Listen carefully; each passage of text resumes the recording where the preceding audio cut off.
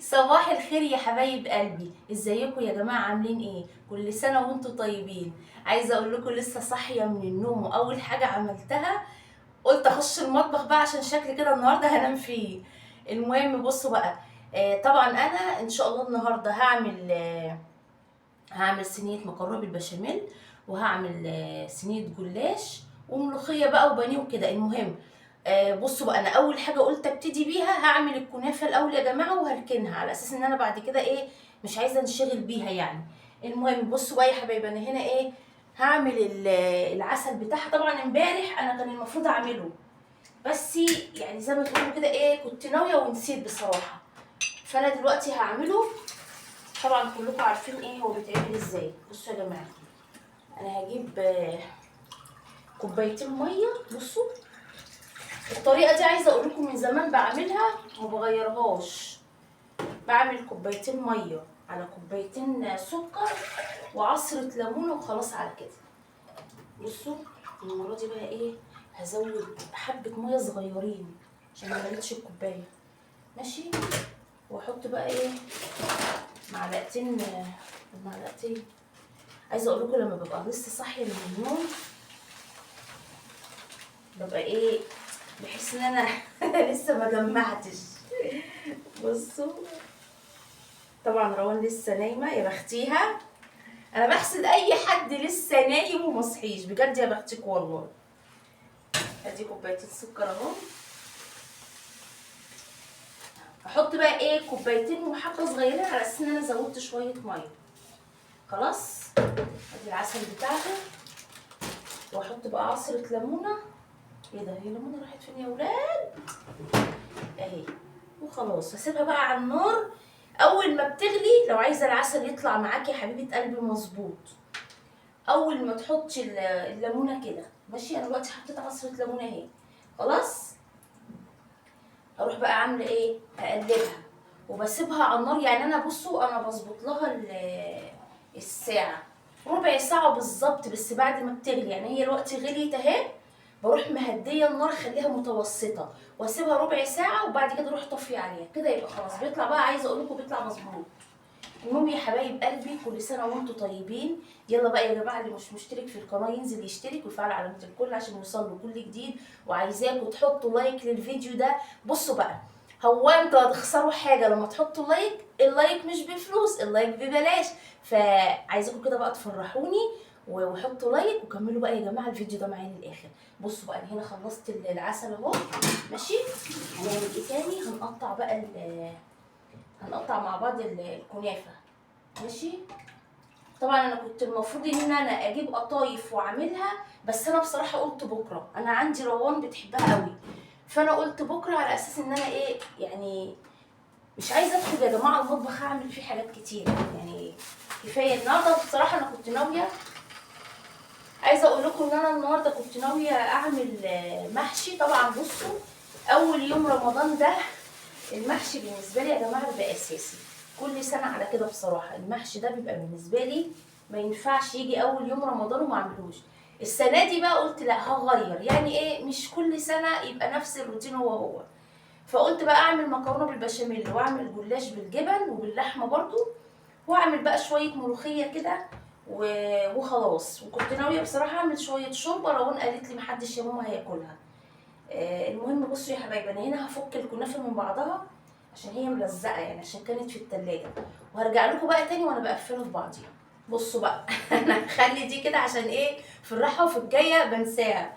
بصوا انا هنا حطيت شويه لبن حوالي، بصوا قد ايه، يعني مش مكملين نص كيلو. انا طبعا مش هكتر دي يا جماعه المهلبيه، مش هكتر اللبن عشان هم حبه على يعني على قد الصينيه بس، فاهميني.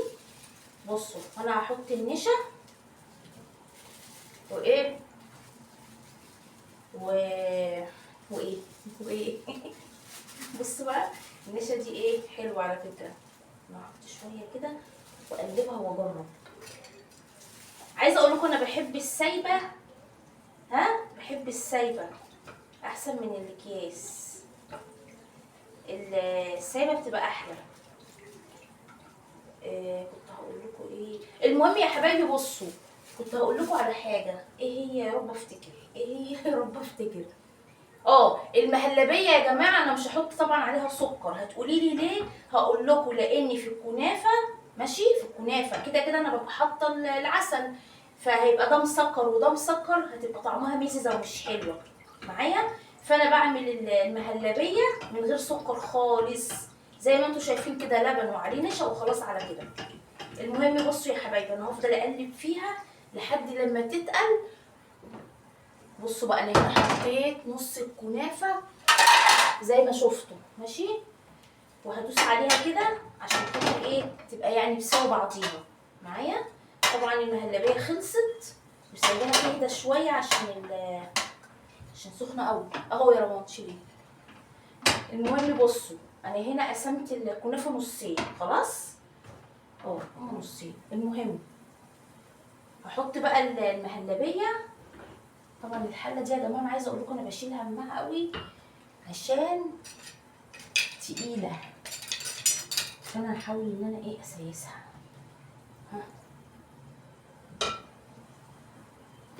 بصوا بقى نحط المهلبيه كده. المهلبيه يا جماعه ما ينفعش ان انا ايه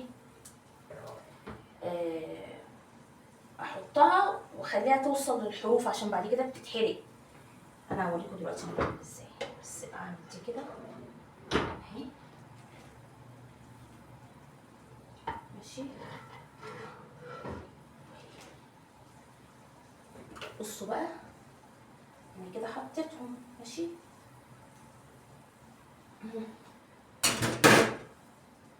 الحلل دي عيبها اللي هي بتبقى تقيله قوي وبتبقى لخمه كده يا لهوي. بصوا انا هعمل ايه، بصوا بفضل الف كده في الصينيه كده. الساعه كام يا روان؟ بصوا يا جماعه بمشيها كده على الحروف ماشي، بس اهم حاجه ما بوصلهاش لحرف الصينيه من بره عشان وهي بتستوي بتطلع لبره خالص على الحرف بتاع الصينيه فبتتحرق، بتعمل زي شياط كده ماشي. فانا ايه بخليها كده على قد ما اقدر في النص بس. بصوا اهي. ها يا روان الساعه كام؟ يا روان يا جماعه لسه صاحيه من النوم وايه اهي. بصوا مش عارفه انا ليه ما بكترش المهلبيه، بتفيد مني وبعد كده بروح ايه بستحرمها بصراحه. يعني بصوا انا بحب اعملها يا جماعه على القد بالظبط، لان بعد كده ما بيبقاش ليها عزه تاني، كمان بتبقى من غير سكر فمش هتتاكل فاهمني. فانا ايه بعملها كده. طبعا العسل فاضل له 5 دقايق ماشي، عشان هو ايه بيقعد زي ما قلت لكم ربع ساعه على النار وبطفي عليه وكده فاضل له بتاع 5 دقايق. بصوا بقى يا حبايبي كده انا خلصت اهو. بصوا بقى اهي زي ما قلت لكم بخليها ايه ما توصلش للحروف. هنحط بقى النص التاني كده معايا اهو. طبعا مش هينفع ادوس عليها، يعني انا دوست على الحبه الاولانيين عشان ايه بخليها تلزق كده في الصينيه وتبقى متساويه. الحبه دول بقى مش هينفع ادوس عليها عشان لو انا دوست على الوقت عليها كده هتبظ هتطلع من الحروف. حلوه البظ دي. بصوا الواحد بعد ساعات كلام يعني. بصوا يا جماعه بسويها بس كده. بصوا اهو بس كده اهو. انا بقطع حلواني. ها يا روان بتقولي ايه؟ ها بتقولي ايه؟ بصوا بقى يا جماعه انا كده خلصت اهو. نحط بقى السمنه. بصوا بقى دي زبده على سمنه، عايزه تحطي زبده بس ماشي، كل واحد بقى ايه براحته. عايزه تحطي سمنه بس ماشي برضه. انا حطيت زبده لان انا بصراحه ما عنديش سمنه. فالمهم بفضل بقى امشي فيها كده خلاص. وبعد كده بقى يا جماعه احطها في الفرن. يعني انا دلوقتي هحط السمنه وبعد كده هحطها في الفرن تتحمر، وانا بحط العسل عليها. هرجع لكم يا حبايبي تاني. بصوا يا جماعه انا هنا سلقت المكرونه اهو ماشي. سلقت الكيس ونص. استني بس ايه، ارجعي كده ورا شويه يا رنا عشان البخار. ماشي. الحله بصوا عايزه اقول لكم سخنه مولعه، يا لهوي سخنه وتقيله، مش عارفه طب اعمل معاكي ايه. استني يا جماعه، بصوا يا جماعه، عايزه اقول لكم ان انا امبارح عملت اللحمه، عصقتها وركنتها، قلت عشان خاطر ايه بكره ابقى ايه خففت من عليا كده شويه. استني كده يا رمان. بصوا دي يا جماعه الموتزاريلا، جبنه موتزاريلا، ودي اول مره اجيبها، دي خلطه البشاميل، ما جبتهاش قبل كده، هشوفها يعني حلوه ولا لا. وده الدقيق اهو. خلاص خدوا المكرونه. عايزه اقول لكم ان ده بقول لكم كيس ونص، ما رضيتش احط الكيسين عشان ما تبقاش ايه كتيره قوي يعني. فتعالوا بقى نعمل البشاميل مع بعض. بصوا يا جماعه الكنافه طلعت اهي. عايزه اقول لكم قعدت في الفرن كتير عقبال ما اتحمرت عشان كنت مهديه النار عليها. بصوا هي كده اتحمرت خلاص، فانا هحط العسل عليها وهغطيها واقلبها بعد شويه يعني. بصوا نحط العسل كده اهو، بصوا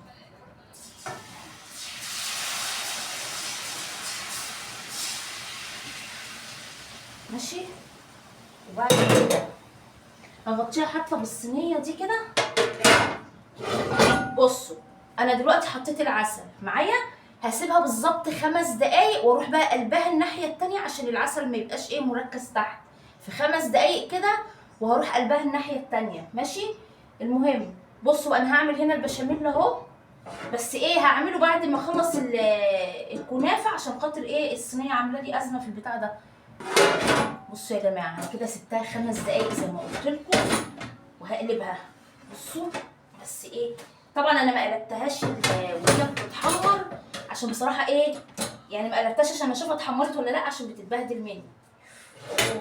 اوعى بقى اوعى وشك على الصوره. بصوا شكلها حلو قوي. هي كده خلاص خلصت ماشي. الحمد لله الواحد والله يا جماعه عايزه اقول لكم عشان نيتي سليمه حاجه بتطلع معايا مظبوطه حلوه.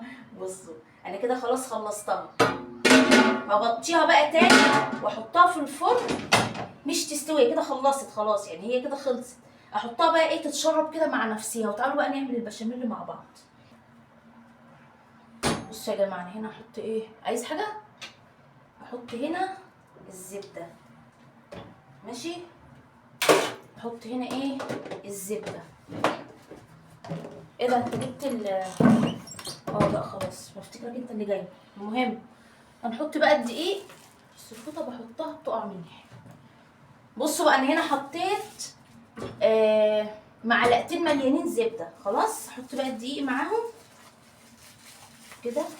بصوا انا عايزه اقول لكم ان انا الدقيق ده يا جماعه بحطه بالبركه، يعني مش ماشيه بحاجه مثلا معينه، لا بحطه كده بالبركه، احلى حاجه البركه ماشي. سيبه بقى يفك وبعد كده نقلبه. افضل بقى اقلب فيه كده عشان ما يكلكعش، لان عايزه اقول لكم ان في ناس كتير بتعمله بيقولوا ايه بيكلكع مني. انا بصراحه بعمله يعني بالحظ كده، ساعات يطلع مكلكع ساعات يطلع مظبوط حسب. مع ده اللبن اهو محضره كيلو لبن. بصوا بقى يا حبايبي دي لحمه مفرومه، عايزه اقول لكم امبارح بالليل عصقتها وحطيتها في التلاجة عشان تبقى جاهزه خلاص. وطبعا البانيه نفس الكلام تبلته وحطيته في التلاجة. هتقولي لي ايه الاحمر دوت، هقول لكم دي قوطه لسه ضاربه دلوقتي نص كيلو في الخلاط وحطيتها عليه عشان تبقى طعمها حلو يعني. ايه بصوا انا بحاول على قد ما اقدر ان انا ايه الحاجه اللي بتاخد مني وقت بعملها واشيلها يعني. انا هحطها هنا دلوقتي واقلب البتاع ده احسن يتحرق مني. انتوا عايزين الصوبيا دلوقتي يا شريف؟ لا ماشي. فانا ايه انا بيني وبينكم انا كنت عايزه اعملها النهارده اللحمه المفرومه، بس انا رجعت قلت لا لما اعملها واخليها في التلاجة يبقى احسن. بصوا بقى الحمد لله وما كلكعش مني يا جماعه. بصوا اهو بصوا اهو ما كلكعش الحمد لله. ممكن يكون عشان انا مكتره الزبده. خلاص حط بقى اللبن اهو وافضل بقى اقلب. ده كيلو لبن يا جماعه، في ناس بتحط 2 كيلو على فكره، بس انا شايفه ان الكيلو حلو برضه يعني شغال. شريف هات لي ازازه الميه، هي فيها ميه بتاعتي؟ بس خد، خلي بالك خلي بالك. ماشي، وافضل بقى اقلبها. بصوا بقى يا جماعه، الحله دي مجنناني. بصوا الخلطه اللي انا قلت لكم عليها اهي، هحطها بشوفها هتعمل مفعول، يعني هتخلي طعم البتاع حلو ولا لا. بس انا قلبت كده. بصوا اهي، من قبل ما اعرف هي عليها ايه، بس انا ايه بحطها كده وهشوف. بصوا بقى، افضل اقلب فيه كده لحد لما يتقل. بصوا يا جماعه هنا هو تقل، بصوا ازاي، اوريكم بالكبشه احسن. بصوا ده التقل اللي انا بحبه بقى، اللي هو ايه، اللي هو يعني متوسط، ولا هو تقيل قوي ولا هو خفيف قوي. ماشي، فانا هطفي النار. يعني بصوا انا دلوقتي هقسم المكرونه دي نصين معايا، احط نص كده. انا عايزاكم تركزوا معايا يا جماعه في الخطوه دي وجربوها، لان انا متاكده ان هي هتعجبكم. كده انا حطيت نص المكرونه اللي انا سلقتها، احط بقى معاها شويه بشاميل بس مش كتير، يعني حبه كده حبه، يعني يا دوبك ايه اقلبهم في بعض كده. بصوا اهو، ماشي. وبعد كده ادي اللحمه اللي انا عصقتها وحطيت عليها القوطه زي ما قلت لكم، هحط بردك ايه شويه، يعني شويه صغيرين. بصوا كده، بس كده. واروح بقى ايه اقلبهم كده في بعض. عايزه اقول لكم ان انا بحب المعلقه السيليكون دي قوي، بحسها ايه، بحسها بتنجز معايا. بصوا انا عايزه بس اوريكم شكلها. بصوا لما بقلبها ببعضها، هتقولي لي بقى بتعملي الحركه دي ليه، هقول لكم ليه. بصوا ده شكلها بعد ما ايه حطيت شويه بشاميل وحطيت شويه مكرونه وشويه لحمه، ده شكلها. طيب اجي بقى لنص المكرونه الباقي اهو، اروح حاطاه كده في الصينيه. بس احط الاول، هحط دول كده خلاص، احط دول ايه كده. اللي عايز يعمل المكرونه كلها يعملها عادي، بس انا بحط نص ونص. خلاص انا دلوقتي حطيت نص المكرونه اهو، اروح بقى حاطه اللحمه. استنوا، ممكن احط شويه بشاميل عليها عشان تبقى حلوه، لحسه بشاميل كده. بصوا اهي، واروح بقى حاطه اللحمه اهي.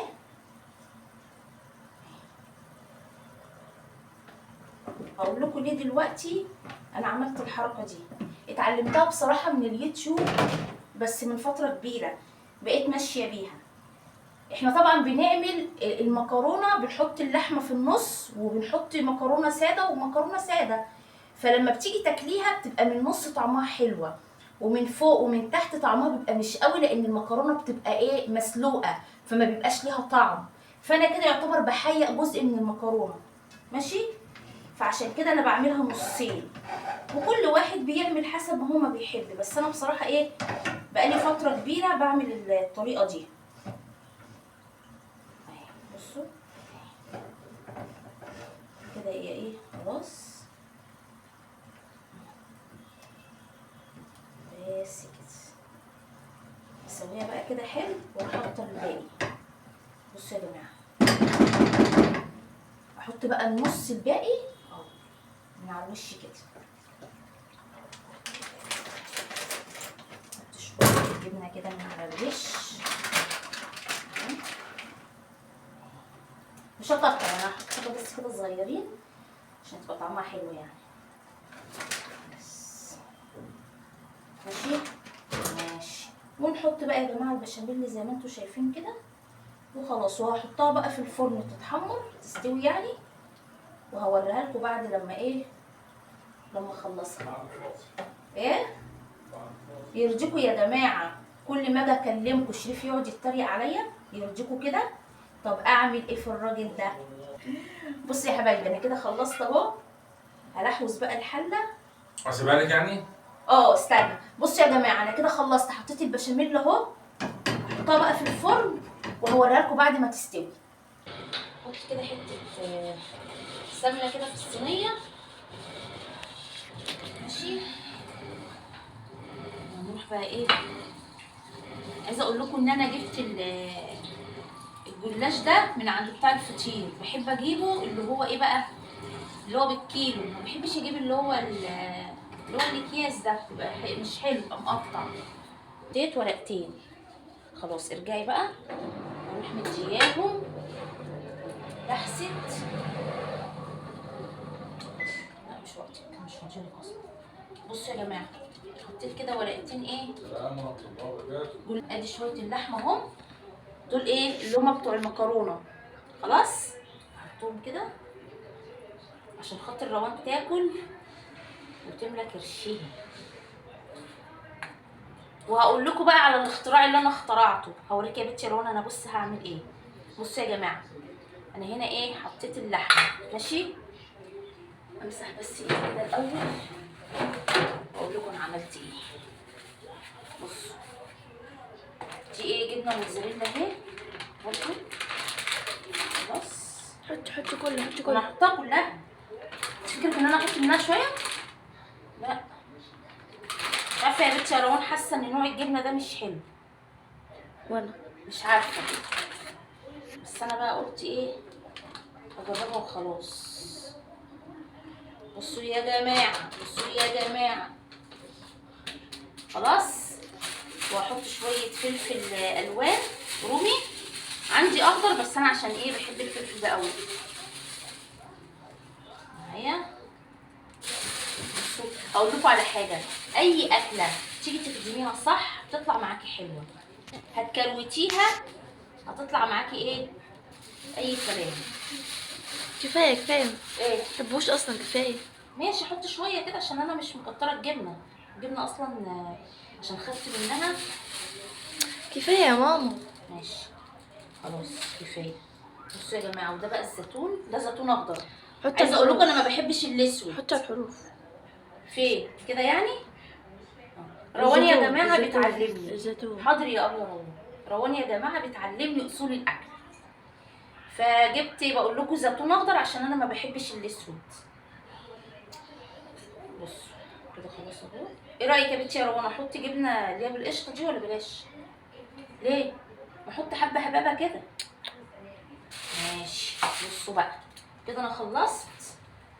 نحط بقى الباقي وبعد كده ايه خلاص. طبعا انا ولا هحط بيض ولا حاجه لانه بصراحه بيبقى زفر. هتقولي لما هتحطي ايه، هقول لكم هحط شويه شوربه او شويه لبن. خلاص على كده على نفسها يا جماعه. بصوا بقى كده خلصت خلاص اهو. ماشي. اللي ما عندوش لبن يا جماعه بيحط شوربه عادي. تعالي بقى كده هاتي كده يا روان، هاتي كده. بصوا يا جماعه بس كده. هحطها بقى في الفرن. هحطها في الفرن. تعالي معايا كده يا روان. بص ده الزياده ده. بصوا بقى يا حبايبي كده انا خلصت. هاتي كده يا رحمه. بصوا بقى طبعا انا ما لحقتش اعمل معاكم الملوخيه لان الوقت كان ضيق فايه كنت متسربعه. ادي المكرونه اهي وادي الجلاش وملوخيه وطرشي وبانيه. يلا يا جماعه وده فيديو النهارده. اشوفكم بقى على خير. مع الف سلامه. السلام عليكم.